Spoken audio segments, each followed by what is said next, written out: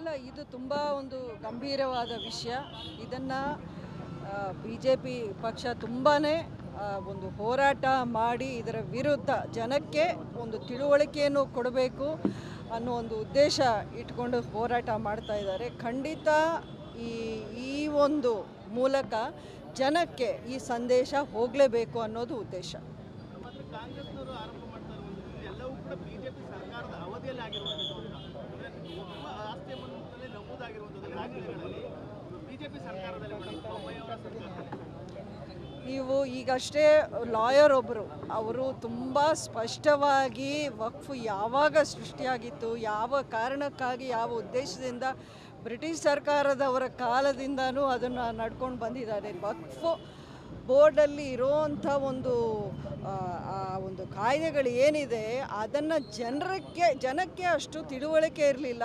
ಈಗ ಈ ಒಂದು ವಿಷಯಕ್ಕೆ ಅಂದರೆ ಈ ಆಸ್ತಿ ಪಾಸ್ತಿ ವಿಷಯ ಬಂದಾಗಲ್ಲ, ದೇವಸ್ಥಾನದ ಒಂದು ಆಸ್ತಿಗಳೂ ಅವರು ವಕ್ಫ್ ಬೋರ್ಡ್ ಕ್ಲೇಮ್ ಮಾಡ್ತಾ ಇರೋದ್ರಿಂದ ಇದು ಜನಸಾಮಾನ್ಯರಿಗೂ ಗೊತ್ತಾಗೋ ಒಂದು ಹಂತಕ್ಕೆ ಈಗ ಬಂದಿದೆ. ಆದರೆ ಇದು ಎಷ್ಟು ವರ್ಷಗಳಿಂದ ನಡೀತಾ ಇದೆ ಇದು. ಸೊ ಹಾಗಾಗಿ ನೀವು ಆವಾಗ BJP ಸರ್ಕಾರ ಇತ್ತಾ?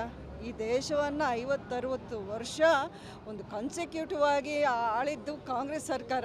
ಅವರ ಒಂದು ಅವಧಿಯಲ್ಲಿ ಈ ಒಂದು ರೂಲ್ಸ್ನ ತಂದಿದ್ರು. ಆದರೆ ಜನಸಾಮಾನ್ಯರಿಗೆ ಇವಾಗ ಅದರ ಒಂದು ತಿಳುವಳಿಕೆ ಆಗ್ತಾ ಇದೆ.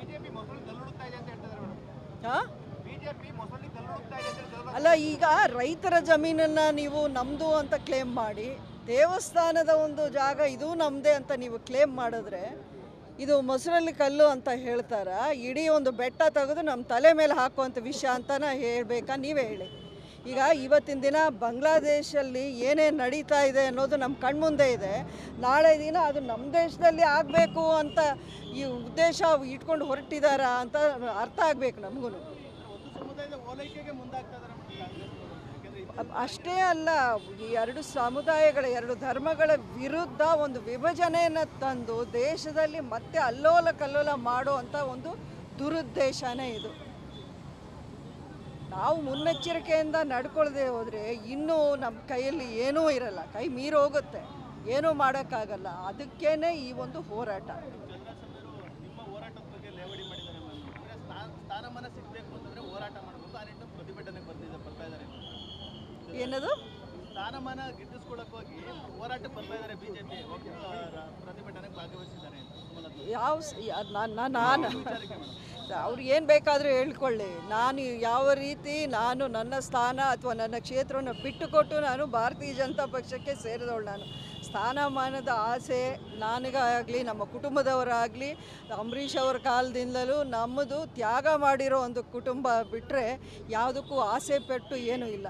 ನಮ್ಮ ಆಸೆ ಏನೇ ಇದ್ರೂ ಮೋದಿ ಅವರು ಮಾಡ್ತಿರೋವಂಥ ಒಳ್ಳೆ ಒಂದು ನಮ್ಮ ದೇಶಕ್ಕಾಗಿ ಅವ್ರು ತರ್ತಾ ಇರೋವಂಥ ಒಳ್ಳೆ ಯೋಜನೆಗಳು, ಬಡವರ ಪರ ಅವ್ರು ಮಾಡ್ತಿರೋವಂಥ ಸೇವೆ ಏನಿದೆ ಅದನ್ನು ನಾವು ಮುಂದುವರಿಸ್ಕೊಂಡು ಹೋಗಬೇಕು, ಅದು ಜನಕ್ಕೆ ತಲುಪಬೇಕು ಅನ್ನೋ ಒಂದೇ ಉದ್ದೇಶ ಬಿಟ್ಟರೆ ನಮಗೆ ವೈಯಕ್ತಿಕವಾಗಿ ಯಾವ ರೀತಿಯ ಆಸೆನೂ ಇಲ್ಲ.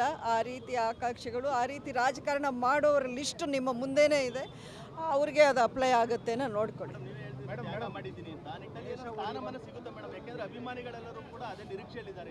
ಅಲ್ಲ, ನಾನು BJP ಪಕ್ಷದಲ್ಲಿ ಇರೋದೇ ನನಗೊಂದು ಸ್ಥಾನ, ಒಂದು ಗೌರವ ಅಂತ ನಾನು ತಿಳ್ಕೊಂಡಿದ್ದೀನಿ. ಒಂದು ಜನರ ಪರ ಹೋರಾಟ ಮಾಡುವಂಥ ಪಕ್ಷದಲ್ಲಿ ಇರೋದೇ ಒಂದು ಗೌರವ. ಅದು ಮೋದಿಯವರಂಥ ಒಬ್ಬ ನಾಯಕರು, ಅವರ ಹಿಂದೆ ನಾವೆಲ್ಲ ಇದ್ದೀವಿ, ನಾವು ಅವರ ಕೆಳಗೆ ಕೈ ಕೆಲಸ ಮಾಡ್ತಾ ಇದ್ದೀವಿ ಅನ್ನೋದೇ ನಮಗೊಂದು ಗೌರವ. ಅದು ಸ್ಥಾನಮಾನ ಏನಿದೆ? ಸ್ಥಾನಮಾನ, ನಾನು MP ಆಗಿದ್ದೆ, ಅಂಬರೀಷ್ ಅವರು ಕ್ಯಾಬಿನೆಟ್ ಮಿನಿಸ್ಟ್ರು ಇಲ್ಲಿದ್ದರು, ಅಲ್ಲಿ ಯೂನಿಯನ್ ಮಿನಿಸ್ಟ್ರ್ ಆಗಿದ್ದರು. ಇದಕ್ಕಿಂತ ಸ್ಥಾನಮಾನ ಇನ್ನೇನು ನೋಡಬೇಕು? ನಾವೆಲ್ಲ ನೋಡಿದ್ದೀವಿ. ನಮ್ಮ ಕೈಲಿ ಏನು ನೋಡದೆ, ಏನು ಹಿನ್ನೆಲೆ ಇಲ್ಲದೆ ಇಲ್ಲಿಗೆ ಬಂದಿಲ್ಲ.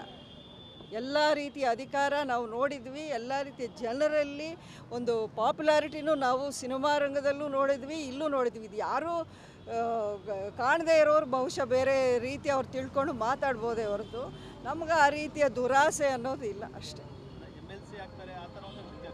ನಾನು ಯಾವತ್ತೋ MLC ಆಫರ್ ನನಗೆ 6 ವರ್ಷದ ಹಿಂದೆ ಬಂದಾಗ ನಾನು ಬೇಡ ಅಂತ ಬಂದವಳು. ನಾನು ಸ್ಥಾನಮಾನ ಆಸೆ ಪಡೋರಿಗೆ ಅಂಥ ಸ್ಥಾನಗಳು ಸಿಗಲಿ, ನನಗೆ ಆ ರೀತಿಯ ಆಸೆ ಇಲ್ಲ. ನೋಡಿ ಅಂಥ ಆಫರ್ ಏನಾದರೂ ಅಥವಾ ಸ್ಥಾನ ನನಗೆ ಬಂದಾಗ ನಿಮ್ಮೆಲ್ಲರಿಗೂ ಗೊತ್ತೇ ಆಗುತ್ತೆ. ಇದರಲ್ಲಿ ರಹಸ್ಯ ಏನಿದೆ? BPL ಕಾರ್ಡ್ ಎಲ್ಲ ರದ್ದಾಗಿದೆ ಮೇಡಮ್, ಬಹಳಷ್ಟು ಗೊಂದಲ ಸೃಷ್ಟಿ ಆಗ್ತಾ ಇದೆ. ಏನು ಹೇಳ್ತೀರಾ ಮೇಡಮ್? ಇದು ತಪ್ಪು ಅಂತ ನಿಮಗೆ ಅನ್ನಿಸ್ತಾ ಇಲ್ವಾ?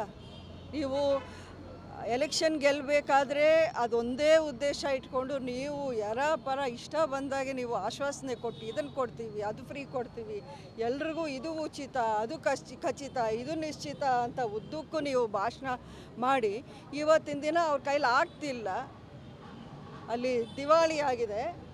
ಆವಾಗ ನೀವು ಒಂದೊಂದಾಗಿ ಕಟ್ ಮಾಡ್ಕೊಂಡು ಬರ್ತೀರಾ. ಈಗ ಜನರನ್ನು ಯಾವ ರೀತಿ ನೀವು ಮೋಸ ಮಾಡಿ ಅನ್ಯಾಯ ಮಾಡೋಕ್ಕೆ, ಬಲಿ ಮಾಡೋಕ್ಕೆ ನೋಡ್ಕೊಂಡು ಬರ್ತಾ ಇದ್ದೀರಾ? ಇದು ಅನ್ಯಾಯ. ನೀವು ರೈತರಿಗೆ ಮಾಡ್ತಿರೋ ಅನ್ಯಾಯನ, ಜನಸಾಮಾನ್ಯರಿಗೆ ಬಡವರಿಗೆ ಮಾಡ್ತಿರೋ ಅನ್ಯಾಯನ ನಿಮ್ಮ ಕಣ್ಣಿಗೆ ಕಾಣ್ತಿಲ್ವಾ? ಇದು ಈ ವಿಚಾರದಲ್ಲೂ ಕೂಡ ಮೇಡಮ್ ಕಾಂಗ್ರೆಸ್ಸು ಕೇಂದ್ರದ ಮೇಲೆ ಬೊಟ್ಟು ಮಾಡಿ ತೋರಿಸ್ತಾ ಇದೆ.